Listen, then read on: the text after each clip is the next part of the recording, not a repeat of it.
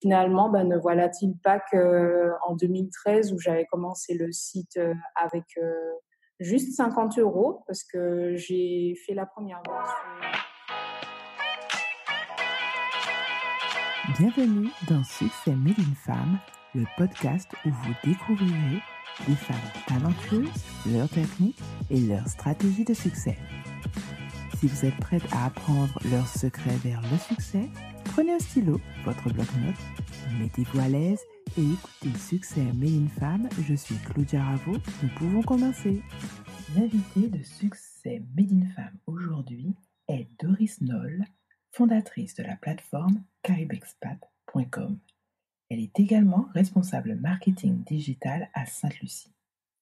Passionnée de voyage, Doris étudie et travaille dans plusieurs régions, dans la communication.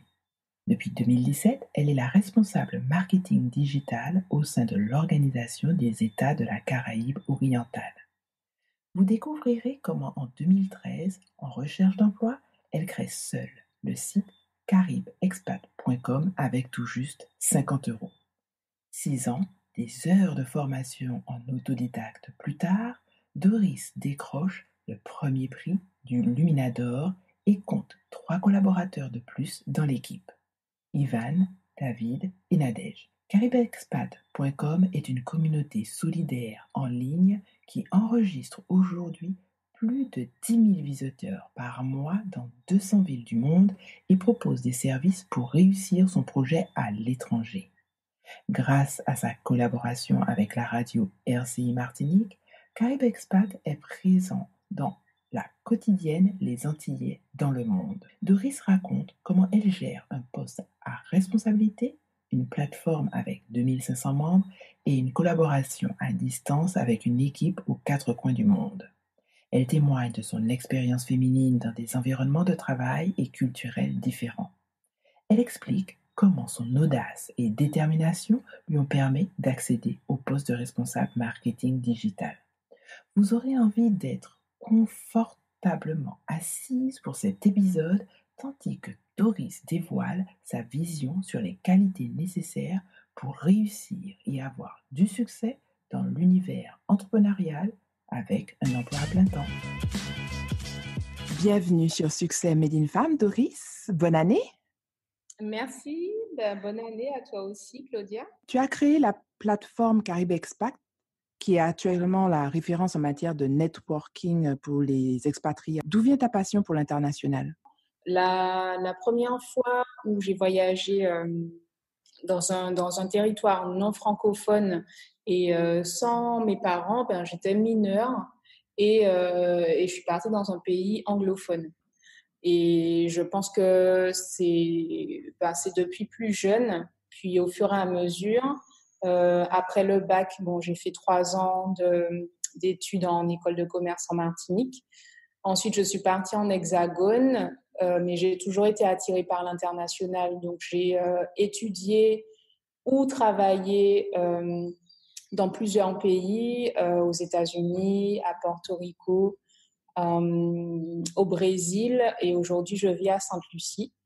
Mais c'est vrai que ce n'est pas un sujet qui court les rues, on va dire, quand on est originaire de Martinique. Donc, en fait, finalement, durant mon parcours, je suis aussi rentrée en Martinique pendant 2 ans pour travailler. Et c'est vrai que vivre dans un environnement où on ne pratique pas ses passions, donc qui sont les langues étrangères, puisque je parle anglais, espagnol et portugais du Brésil, ça m'a aussi incité à trouver des personnes qui me ressemblent plus ou moins, donc qui sont originaires des Antilles et de la Guyane et qui partagent ce même centre d'intérêt. Donc à l'époque, j'avais 25 ans et c'était en 2013 et j'ai commencé à simplement inciter des personnes qui ont cette passion pour l'international à partager leur parcours et surtout à dire comment ils sont arrivés là où ils sont aujourd'hui, parce que justement, ce ne sont pas forcément des informations qui étaient disponibles. Et donc, l'idée, c'était de faire de personnes éparpillées une communauté professionnelle unie. Quelles sont les raisons qui t'ont décidé de passer de l'idée à la réalité, en mettant en place la plateforme Caribexpat? Ben, il y en a plusieurs. La première, c'est justement parce que c'est par passion. En fait, par passion pour les voyages, par passion pour les langues étrangères et tout ce qui touche à l'international et le fait de découvrir d'autres cultures. Ensuite, c'est aussi parce que à l'époque, pour l'anecdote personnelle, j'étais entre deux contrats. Comme on est tous passés par là, au début, c'est pas évident de trouver un contrat de longue durée, donc on cumule plusieurs CDD. J'étais au chômage et j'avais aussi envie de faire autre chose, tout simplement, que d'envoyer des candidatures sans réponse parfois. Et finalement, ne voilà-t-il pas qu'en 2013, où j'avais commencé le site avec juste 50 euros, parce que j'ai fait la première version toute seule, vraiment en passant beaucoup de temps sur Internet, dans les bouquins et sur YouTube, et à un site qui aujourd'hui a 10 000 visiteurs par mois et qui a reçu des prix et qui a justement fait parler de lui dans plusieurs médias. Quelle qualité Caribespat a révélé chez toi que tu ne soupçonnais pas? Je pense l'audace, un peu, Mmh. parce que j'étais un peu plus jeune à l'époque, puisque maintenant ça va faire la 6e année que le site existe. Et je pense qu'il y a des choses que j'ai faites et que je n'aurais pas forcément fait dans un autre cadre, parce que j'étais et je suis toujours motivée, passionnée. Je pense que je ne vois pas vraiment les difficultés quand il s'agit de ce projet-là en particulier. Donc voilà, c'est la persévérance et l'audace. Et puis, je pense que ça a aussi augmenté ma curiosité pour tout ce que je ne connais pas, en fait, parce que j'ai beaucoup appris en mettant en place ce projet et j'ai appris pas mal de choses que je n'aurais pas forcément eu l'occasion d'acquérir si ce n'était pas dans ce cadre-là, si c'était dans un cadre, dans une entreprise classique ou dans une administration, par exemple. Tu as décrit 2 qualités importantes, l'audace et la persévérance. Quand on décrit généralement un leader, on dit souvent que ce sont des hommes ou des femmes qui cherchent des solutions, qui prennent des risques, qu'ils créent leur propre réalité et les solutions aux problèmes communs qu'ils rencontrent et qu'ils brisent les idées du traditionnel. Te considères-tu comme une leaduse? Je crois que je me suis jamais vraiment posé la question, mais c'est vrai que je suis assez affirmée quand il s'agit d'exprimer son opinion et de la défendre. Disons que je suis difficile à convaincre et je sais ce que je veux.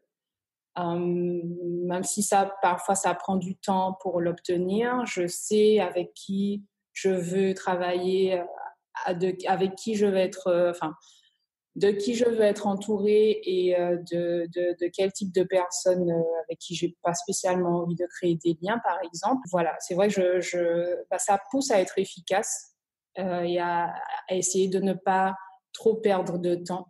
Après, je pense qu'il y a aussi pas mal de choses que je ne fais pas parce que, en fait, pendant 5 ans, j'ai travaillé toute seule. Enfin, pendant les 4 premières années, j'ai travaillé toute seule sur le projet. Et depuis 2017, à l'issue de l'obtention du premier prix du Lumina d'Or, donc en 2017, qui récompensait euh, les actions significatives de la jeunesse en Martinique. Ça m'a permis, j'ai aussi été confrontée, comme tout le monde, je pense, au travers de ce que c'est que de créer une activité économique, c'est-à-dire le fait de ne pas forcément être payé à temps, le fait d'être en face de personnes qui ne comprennent pas pourquoi il y a certaines choses qui ne sont pas gratuites, le fait d'avoir des personnes qui veulent que vous déplaciez absolument, mais pour faire des interventions extrêmement courtes. Enfin, voilà, le fait qu'il y a des personnes qui se proposent de vous aider et qui disparaissent. voilà, ou qui vous livrent, je sais pas moi, avec plusieurs mois de retard. Bon, ça, je pense que voilà, ce sont des travers auxquels toutes les personnes qui décident de prendre simplement une initiative doivent faire face. Après, on apprend à relativiser aussi pas mal et à trouver des solutions en fait. Tu as su t'entourer d'une équipe, comme tu l'as dit tout à l'heure, avec Nadège en Guadeloupe, David à Montpellier et Ivan en Martinique et toi à Sainte-Lucie. Quelles qualités, ont été essentielles pour toi pour créer cette équipe afin d'assurer le succès que l'on connaît et la réussite de Caribe Expat comme exemple avec le trophée Lumina d'or? La première qualité, ça a été l'engagement. Ce sont des personnes qui se sont proposées d'elles-mêmes. Après, ensuite, ce sont des personnes qui ont eu aussi des expériences, soit dans le domaine de la gestion associative ou d'entreprise, ou dans le domaine du digital ou dans les relations internationales. Et aussi, ce sont des personnes qui font preuve d'un minimum de répartie, justement, qui savent, je pense, prendre du recul parce qu'il en faut dans ce qu'on fait et qui sont fiables. Je pense que c'est la clé, qui sont fiables. On a commencé à travailler ensemble en octobre 2017 et elles sont là aujourd'hui. Ça n'a l'air de rien, mais c'est important en fait. Et en termes d'organisation, puisque vous êtes répartis et vous n'avez pas les mêmes créneaux horaires, quel est le secret pour vous aujourd'hui pour faire en sorte que justement, il y ait autant de visiteurs, sur, caribespat.com, que ce soit, autant de représentation sur, à peu près 90 pays? Quelle est la clé? Oui, alors c'est vrai qu'aujourd'hui, pour arriver à effectivement à commencer en y connaissant rien du tout au web, ni en termes de contenu, ni dans les aspects techniques, voilà. C'est beaucoup de persévérance et aussi de la remise en question également. Et pareil, hein, c'est de la volonté, le fait de vouloir apprendre tout seul, de savoir, enfin, d'être vraiment motivé à apprendre seul et à réussir seul, ne pas forcément attendre que quelqu'un vous prenne par la main. Moi, je suis une personne assez indépendante, je ne prends pas forcément les autres par la main, c'est vrai. C'est peut-être un défaut, une qualité, ça dépend du contexte. Et pareil, enfin, rester, rester flexible, je pense, essayer de faire preuve d'empathie, par exemple, lorsqu'on doit interviewer des personnes, lorsqu'on doit les solliciter pour d'autres médias, parce qu'on a quand même plusieurs médias qui font appel à nous pour avoir des contacts à l'étranger, pour faire des sujets, des interviews. Dont un média en particulier, qui est notre média favori, on va dire, qui est la radio RCI Martinique, qui nous a proposé un partenariat avec une quotidienne tous les midis à la tranche du journal du midi avec une personne qui vit à l'étranger et qui partage son parcours, qui donne des conseils sur la vie sur place, les choses à faire, les choses à éviter et tout ça. Donc, je pense que c'est ça. Faut pas avoir, faut être audacieux, faut pas avoir peur d'y aller. Faut pas attendre qu'on vous dise ce que vous devez faire ou ce que vous ne devez pas faire. Il faut se planter et aimer se planter. Parce que moi je pense que c'est comme ça qu'on apprend avant tout, hein. C'est pas en lisant et en accumulant des connaissances. Faut Faut faire. agir. Voilà, faut agir. C'est comme on dit souvent, le plus difficile, c'est de se lancer, mais faut y aller. Tu as su démarrer ta plateforme, seule, tu l'as continuée en équipe. As-tu un conseil à partager avec, les celles qui démarrent un projet en équipe? S'il y a un seul conseil que tu puisses donner, ce serait lequel? Croire en vous, peu importe ce que vous disent les autres. en fait. Moi, je pense que quand on a vraiment un objectif et qu'on se focalise dessus, ben, les choses s'imbriquent au fur et à mesure sans même qu'on se rende compte et on se retrouve toujours au bon endroit, au bon moment avec les bonnes personnes. Ben voilà, enfin quand j'ai eu le Luminador, il y avait quand même plus de 450 candidats. Parmi eux, il y avait des personnes qui avaient lancé des applications mobiles, qui avaient lancé des entreprises qui vraiment vivent d'elles-mêmes, on va dire. Et ça m'a quand même valu le premier prix, donc je m'y attendais vraiment pas. Là, caribexpat.com est aussi en lice pour le trophée des entrepreneurs afro-créoles, donc dont les résultats devraient paraître en février 2019. Et je pense que c'est ça. Il faut vraiment se fixer un objectif et puis rester focalisé dessus. Et ne pas se décourager, ne pas se décourager. Caribe Expat est ton projet personnel et comme on l'a dit, maintenant plus de 10 000 passages. Tu es également chargé de communication au sein de l'Organisation des États de la Caraïbe orientale. Quel est ton secret d'organisation pour assumer toutes ces responsabilités? Alors, il y a plusieurs choses. D'abord, le fait de se lever tôt. Voilà, parce que j'essaie d'effectuer mes tâches concernant Caribe Expat avant d'aller au travail. Comme ça, je sais que j'y vais et je suis tranquille d'esprit. Le fait d'être transparente et voilà, on a un système de documents partagés puisque comme je disais, on est 4, mais on vit pas au même endroit et parfois on n'est pas sur les mêmes fuseaux horaires.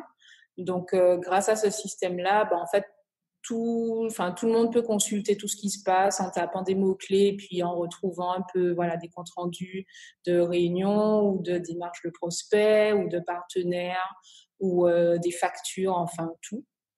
Et puis, se vider l'esprit parfois en lisant autre chose ou en faisant du sport parce que ça permet d'avoir les idées claires. Tu as mentionné tout à l'heure que, justement, il était important d'avoir des objectifs.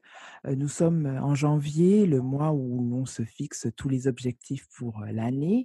As-tu une stratégie, particulière pour déterminer quels objectifs tu effectueras durant l'année et pour les accomplir? Alors, cette année, mon objectif, ça va être paradoxal, mais c'est de commencer un autre projet parce que ça va faire la 6e année que le site existe.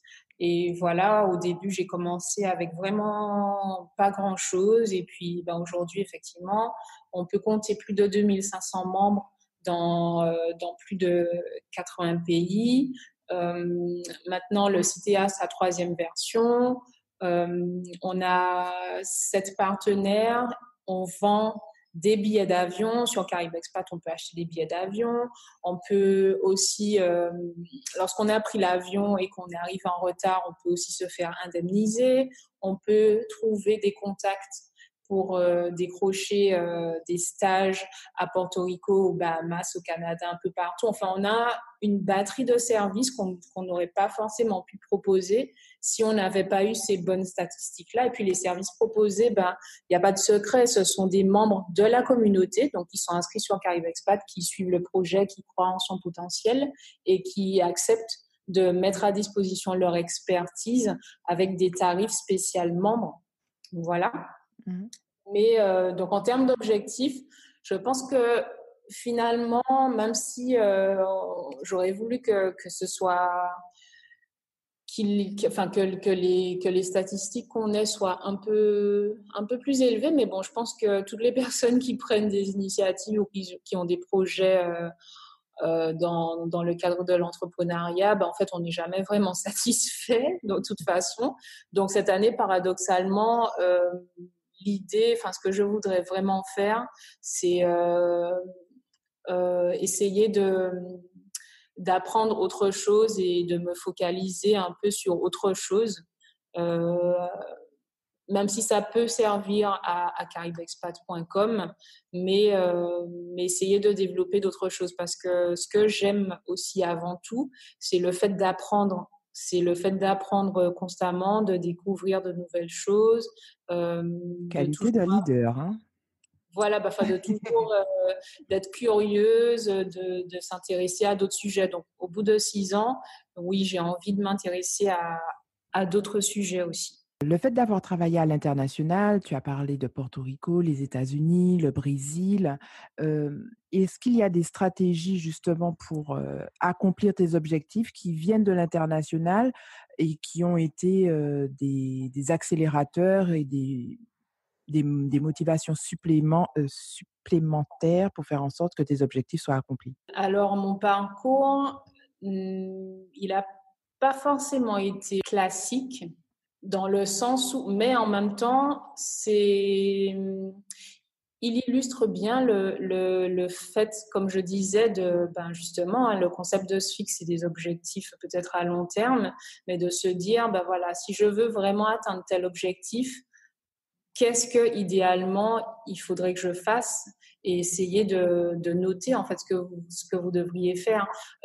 Par exemple, bon, j'ai créé Caribe Expat, j'étais à Paris, j'étais entre deux contrats comme je disais et j'ai toujours voulu travailler dans le domaine justement du voyage et l'international. Donc j'ai travaillé pour un système de réservation pour les agents de voyage, c'est Amadeus France, que la majeure partie des agents de voyage, que ce soit des agences physiques ou en ligne, utilisent. Après, j'ai créé le site caribexpat.com. Il se trouve qu'au même moment, il y avait eu un événement qui justement portait sur cette thématique-là, mais qui était exprimé d'une autre façon, qui était justement de regrouper un peu les Martiniquais surtout, même si sur Caribexpat, il y a des personnes de Martinique, de Guadeloupe, de Guyane, Saint-Martin, et puis même des personnes dont les parents sont originaires de nos territoires, mais qui ne sont pas nés physiquement dans nos territoires. Mais en fait, il y avait eu cette démarche-là, c'était en 2014. Et en fait, ce que j'ai fait, quand je parlais d'audace, donc j'ai été à cet événement, j'y suis intervenue et en fait, j'ai demandé à rencontrer la personne qui l'organisait. Et cet organisme-là, en fait, m'a embauchée. Donc, c'est comme ça que j'ai commencé à travailler. C'était au Conseil régional de Martinique à l'époque. Donc, j'ai fait 2 ans là-bas en tout. Et puis, au cours de ces 2 ans, justement, j'ai travaillé sur plusieurs projets, dont l'adhésion de la Martinique à l'Association des États de la Caraïbe, qui était en 2014, Mmh. et l'adhésion de la Martinique, après, en tant que membre associé, à l'Organisation des États de la Caraïbe orientale. C'était en 2015. Et ce sont des dates importantes parce que on n'adhère qu'une fois, hein, en fait, à une organisation comme ça. Et c'est pas forcément, ça marque l'histoire, si vous voulez, d'un territoire. Et en fait, à l'époque, j'ai rencontré les personnes qui allaient être mes collègues en 2017, sauf que je le savais pas encore. Et pareil, hein, c'est toujours ça, c'est qu'il faut s'affirmer. C'est pas forcément évident parce que vous allez être perçu comme une personne qui est trop déterminé, on va dire. Mais si vraiment votre objectif, c'est de travailler à l'international, en fait, vous devez essayer de faire que des choses qui touchent plus ou moins à ce domaine. Parce que c'est pas en vous éparpillant que vous allez y arriver. Et donc, vous devez essayer de vous entourer de personnes qui touchent à ce domaine et de choses qui vous intéressent vraiment, qui vous plaît. Et si effectivement vous constatez que ce n'est pas le cas dans ce que vous faites au travail au quotidien, ou en fait vous êtes sollicité sur des projets qui n'ont rien à voir avec ces objectifs, et en fait il faut trouver un moyen de vous affirmer pour expliquer que ça ne correspond pas à ce que vous voulez, et quitte à devoir changer, faut changer. Moi, c'est vrai que comme j'aime beaucoup la nouveauté et le fait de découvrir des choses, au cours des dernières années, j'ai déménagé plusieurs fois. Je pense que j'ai rarement, voire pas du tout, fait 3 ans dans la même ville. Donc, Wow. voilà, au final, c'est justement, je pense, parce que j'avais travaillé sur ces adhésions-là que, ben, en fait, quand ce poste-là à Sainte-Lucie s'est libéré, donc en 2017, je pense que c'était naturel et pour les personnes qui m'ont fait passer les entretiens, embauchés et recommandés, et pour moi parce que, ben, en fait, je n'avais jamais imaginé travailler au sein de cette organisation comme je le fais aujourd'hui. Mais en même temps, enfin, j'aurais pas pu trouver mieux.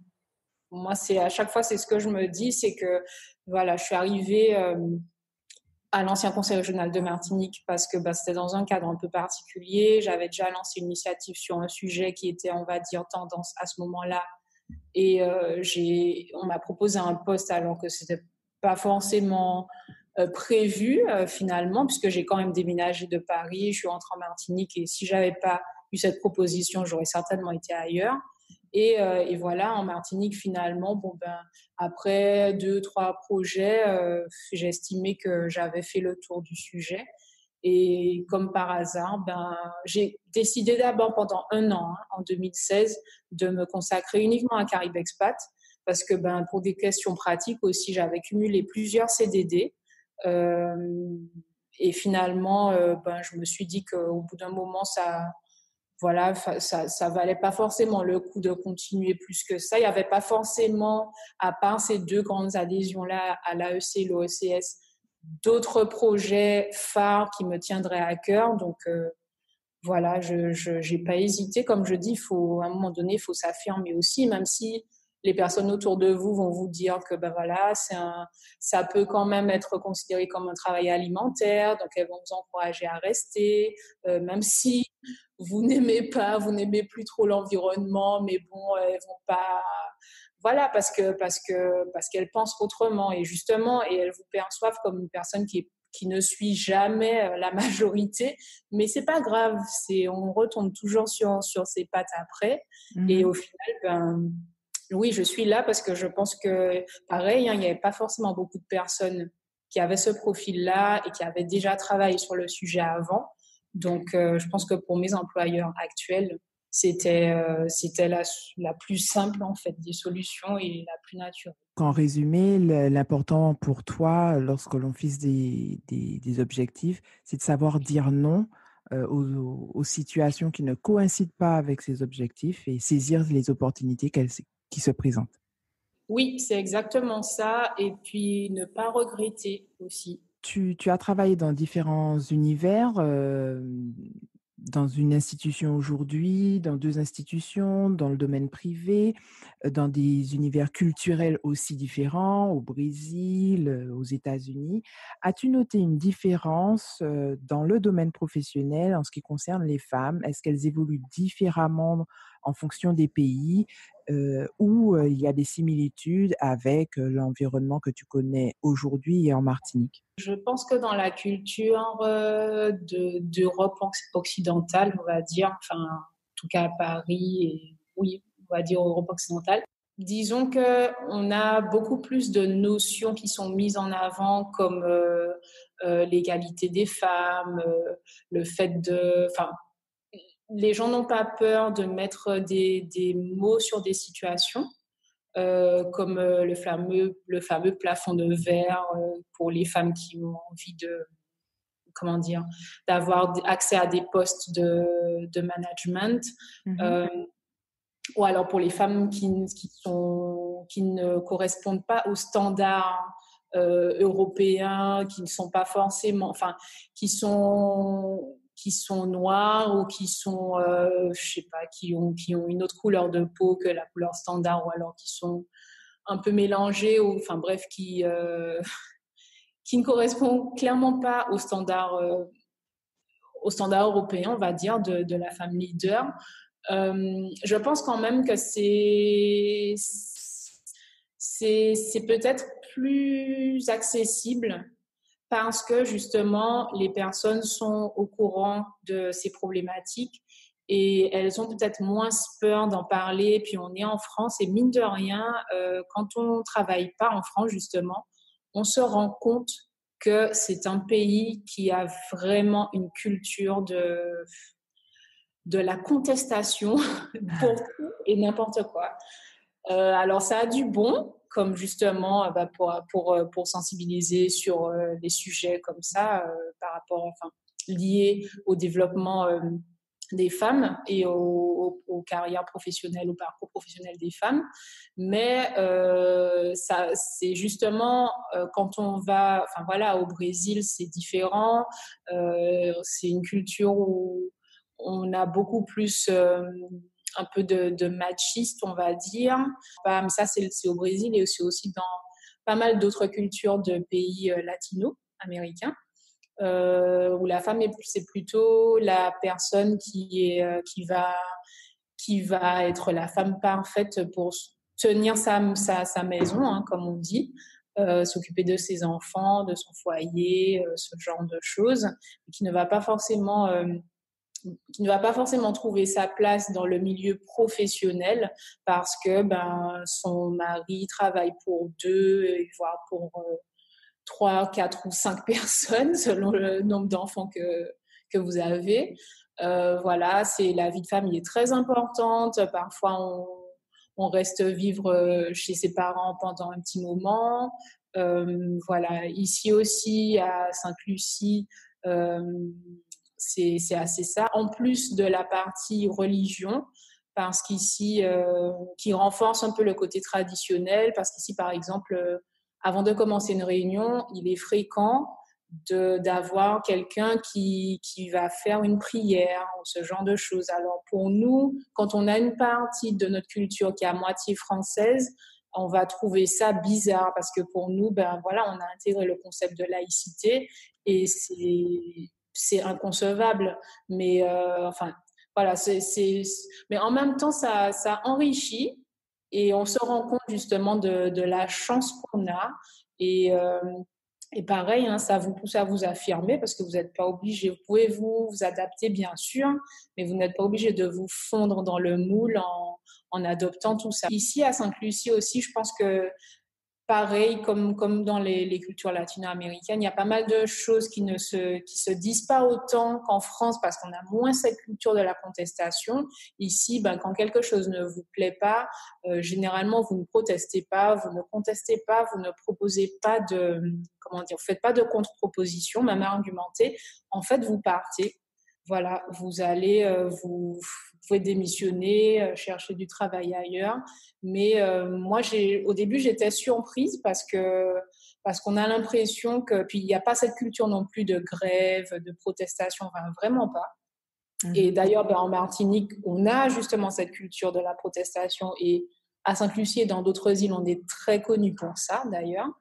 Mais c'est J'espère que vrai. tu n'as pas été vue différemment parce que justement tu es issue d'une île, enfin de la Martinique, avec cette culture-là.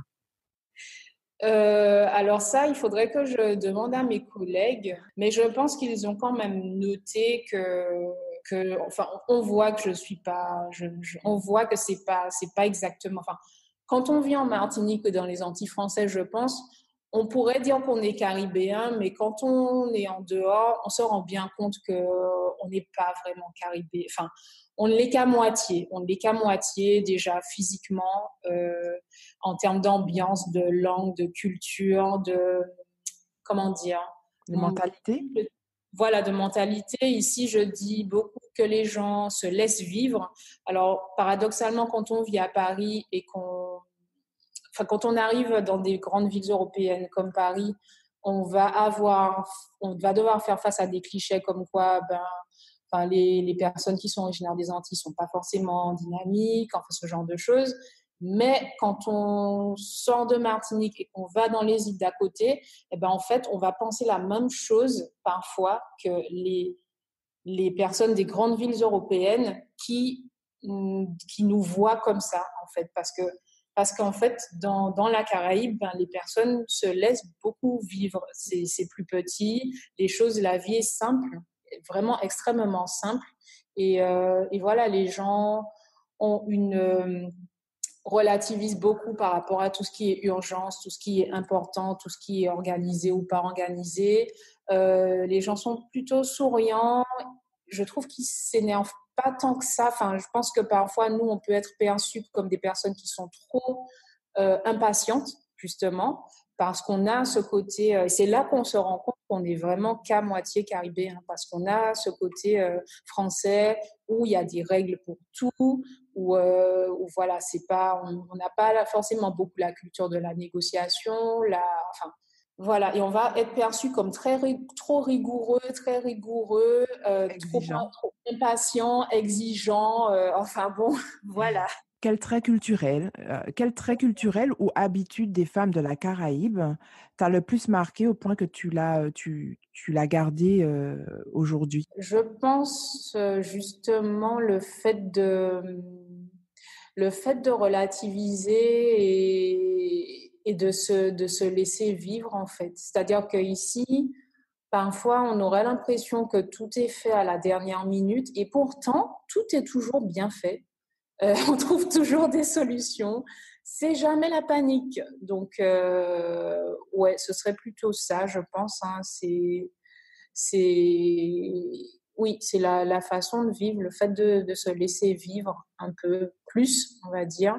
Euh, Ça ne veut pas dire que les gens ne sont pas ambitieux, hein, mais voilà, parce qu'il y a des femmes qui ont des postes à très haute responsabilité, même aussi en dehors de leur île d'origine, puisqu'en fait, les notions justement d'expatriation ou de communauté qui est originaire de l'île mais qui vit à l'extérieur et tout ça, en fait, ce sont des notions qui sont bien plus présentes dans les îles anglophones de la Caraïbe, à mon sens, que chez nous, puisque en fait c'est simplement pour des raisons économiques, hein, et parfois les gens n'ont pas le choix, et puis même physique, je veux dire, euh, nous on a, mine de rien, on a une université, voilà, l'université des Antilles, on a un hôpital, enfin des hôpitaux, ce sont des standards pour nous, mais ce ne sont pas des standards pour les autres îles de la région. Donc, en fait, ne serait-ce que pour ça, pour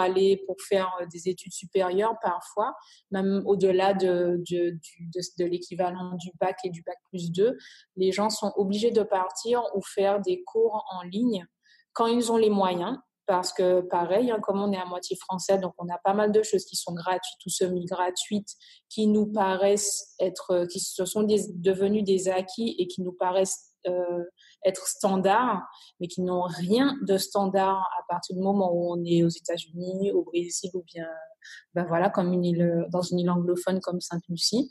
Donc, donc voilà, les gens, ouais, je pense que les gens se laissent pas mal vivre. Et je pense que ça, c'est enfin, du coup, ils prennent beaucoup plus de recul. Ils sont pas forcément dans l'empressement, dans le stress. Et je pense que ce sont des choses. Bon, après, c'est vrai que moi, je suis de nature pas très stressée non plus, je dois dire.